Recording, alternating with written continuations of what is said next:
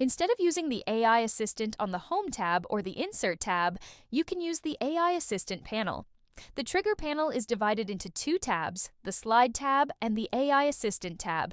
If you have the Slide tab selected, you will see the Trigger panel, but if you select the AI Assistant panel, you will be able to use the AI Assistant. Storyline's AI Assistant is generative AI similar to ChatGPT, Microsoft Copilot, or Google Gemini. You are able to enter a prompt, and Storyline will create a response that best fits your request. When you are in Slide View, Storyline's AI Assistant will give you 6 options to work with: Generate Image, Generate Quiz, Generate Question, Generate Summary, Generate Text-to-Speech, and Generate Sound Effect. Each of the items in the panel will be buttons you can select. When you select the Generate Image button, you will see a window where you can enter a description of the image you want, along with the illustration style and orientation.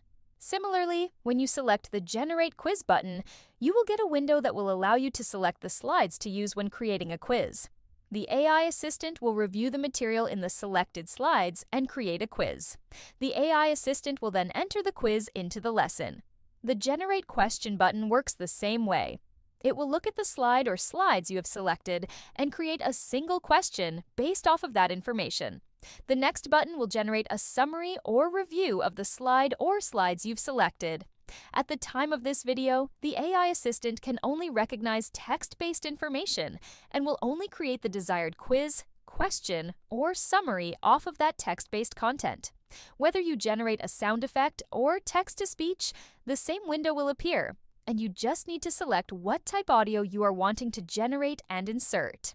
When you generate text-to-speech, you can have Storyline import the notes to create an audio narration, or you can type in the text-to-speech you want created.